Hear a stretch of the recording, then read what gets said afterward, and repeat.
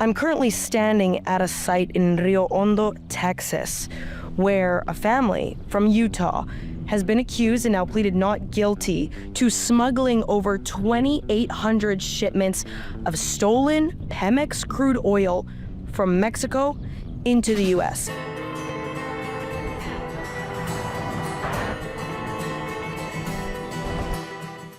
Thank you so much for tuning in.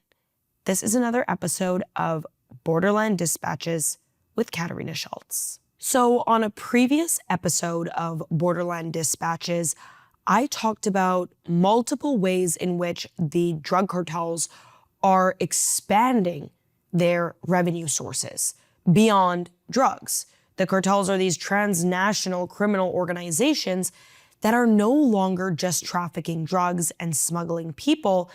Rather, they have been diversifying how they make their money. But more than ever before, especially with multi-government crackdowns on drugs and illegal border crossings, whether that be from the Mexican government, the US government, these organizations have had to find ways or lock in on current means to diversify their revenue, but heavily diversify it. And in order for them to do that, of course, they have to look outside of Mexico. Particularly, they have to look to their northern neighbor, the United States of America. And I think it's really important to discuss just exactly how entrenched the cartels, I say this time and time again, but just how entrenched the cartels are in the United States. And particularly, I spoke about this kind of briefly in that revenue video about huachicol, crude oil theft in Mexico, and how the way they're profiting off of this is by selling it to Americans, transporting it into the United States, stealing the oil in Mexico, moving it to the US, and then profiting off of the American buyer. So today I went to the port of Brownsville in Texas. This has essentially become a hotspot, this area, and actually an outside area that I'm going to get into. And I take you guys there. That actually was the site of an indictment of a family who was directly trafficking or profiting off of and holding this stolen crude oil. So I went to these spots today because I thought it would be great to show you guys exactly how this is happening, how they're doing it, and what these areas look like. I mean, in my opinion, it's hard to tell a full story without painting the picture. So let's talk about huachicol. So what exactly is huachicol? We know it's crude oil theft, but the exact definition of this, I'll read it out for you guys. It's a slang, apparently, for fuel theft, specifically siphoning and trafficking stolen crude oil, gasoline, or diesel. This has obviously been going on for decades. And in 2023 alone, Pemex lost $1.3 billion. This is just a fuel theft. Because the thing about fuel in Mexico, this crude oil, is that it's essentially all run by Pemex, which is the state-funded oil and gas machine, okay? And so when these pipelines are being tapped into and the oil is being stolen, this directly impacts the state, the Republic of Mexico. And then this oil is ending up across the border in the US. This fuel theft has created a bi-national pipeline of organized crime, literally. Now, I got into this a little bit in the previous episode, but I think, for anyone new here and also just in terms of context, I'd like to discuss exactly why huachicol is so profitable. And there's a couple of reasons. First of all, unlike something like fentanyl pills, crude oil is obviously not an illicit substance. So you can traffic this a lot more under the radar, especially the way the cartels, particularly the way CJNG is doing this, is by labeling it as waste oil, and therefore it crosses into the US. It's getting through the ports of entry like it's nothing, because you literally do have oil in these tankers that are transporting it. It's not like a shipment of fentanyl that's disguised as children's clothing. As soon as you unpack that clothing or you run it through a scanner, you see thousands of pills, and they're illegal. Crude is not inherently illegal. And oil and gas, as we know, is extremely profitable. The demand for oil and gas, unlike drugs, is something that everybody needs. And it's something that will never go away. It's a resource that the global economy and just the world generally relies on. And so if the cartels are able to tap into something that has global necessary demand, this will never go away. And it is a necessity for living. Just imagine, I'll get to this, but just imagine the profit margin for these guys. Essentially, tapping in illegally to these pipelines started years ago. At this point, decades ago, and local gangs were using rudimentary tools to tap in and not steal super significant amounts until around the early 2010s, when cartels realized that this was essentially low risk and extremely high profit, that it was something that they could make one of their best sellers. And they could network with whoever they had in the United States, whether that be contacts that they have at the very ports that this oil is coming into, with local independent American oil and gas companies that they could sell to, and any law enforcement within Mexico that should be cracking down on this started to get paid off. So you have National Guard, you have police, military being paid to look the other way.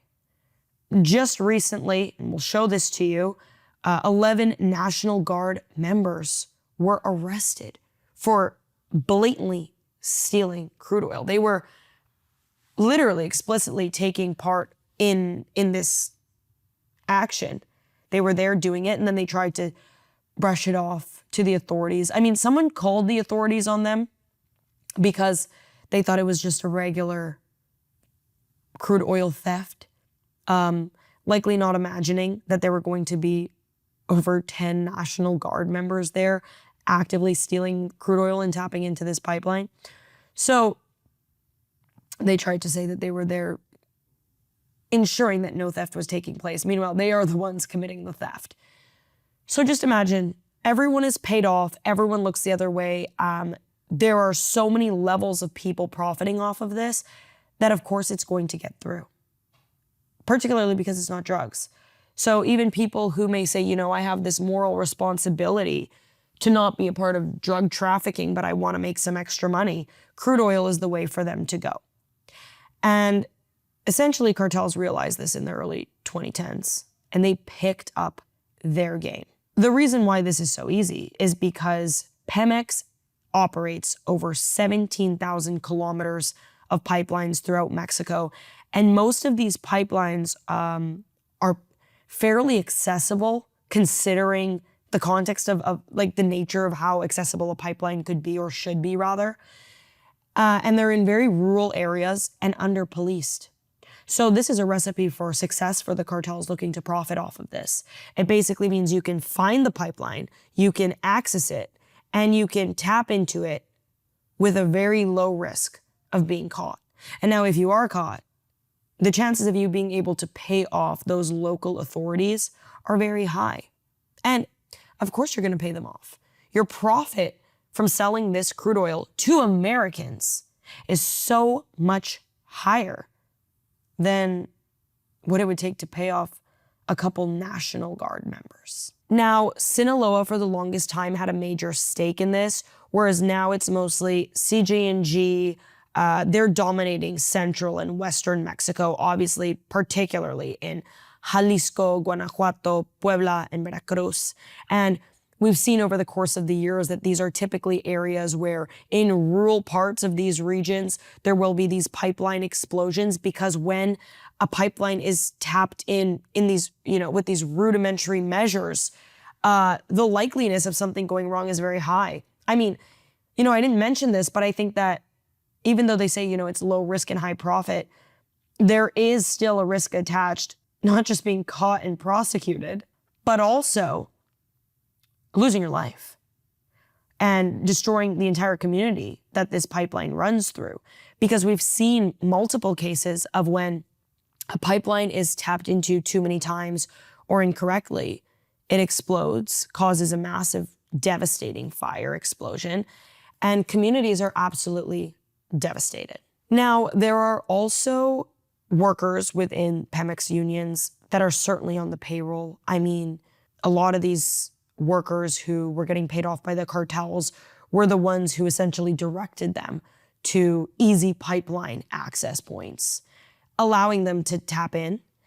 And then aside from that, any worker or law enforcement person who refuses to look the other way or accept the payment, they now face life or death.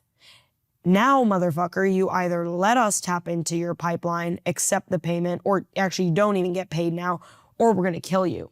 And even community members who don't want to see huachicol happening in their regions, just due to the sheer danger of it, of the possibility that their whole community blows up, these people are also facing extreme violence, retaliation from cartels. And then not to mention, especially when there's fragmentation going on, cartels and other factions will fight for territory over these very pipelines, which just incites even more violence in communities that are so really far removed from organized crime generally. But let's get into the nitty-gritty, and likely the reason why a lot of you are here listening and watching. And that is the export to the United States. Now, the port of Brownsville, where I went today, is a key spot for this. You have this major port that is extremely close to the southern border. And so this is really how it's going, okay? I'm gonna break it down for you guys. So crude oil is misdeclared as slop oil or waste oil. Next, it's shipped via trucks or marine vessels under fake manifests. It arrives to the United States, and then it's routed through shell companies. I'm currently standing at a site in Rio Hondo, Texas, where a family from Utah has been accused and now pleaded not guilty to smuggling over 2,800 shipments of stolen Pemex crude oil from Mexico into the US. This site behind me was receiving the tanker shipments and storing it at this facility. Now, it's important to keep in mind that stolen crude oil and sending it or selling it to American companies is the cartel's second most lucrative stream of revenue. This behind me, this lot, was an absolute gold mine for the past 5 years, give or take. The owner of a Rio Hondo-based crude oil purchasing company charged in connection with a federal investigation into a scheme to smuggle crude oil into the U.S. pleaded not guilty. Arroyo Terminal's owner, James Jensen, was arrested, as well as his wife, Kelly. And two of their sons, Maxwell and Zachary, were also arrested in connection with the investigation. This is what the warrant had to say. James Jensen conspired with his wife, Kelly Jensen, and two of his sons, Maxwell and Zachary Jensen, to launder proceeds from sales of illegally imported crude oil. The payments for this crude oil were directed to businesses in Mexico that operate only through the permission of Mexican criminal organization. James Jensen was aware that the payments he made were going to these Mexican criminal organizations. And in the warrant, authorities allege that over $47 million went from businesses run by James and Kelly Jensen to Mexican businesses. That is an absolutely absurd amount of money. They're now charged for money laundering and smuggling goods. It's just important to keep in mind that these are American people actively working with the CJNG.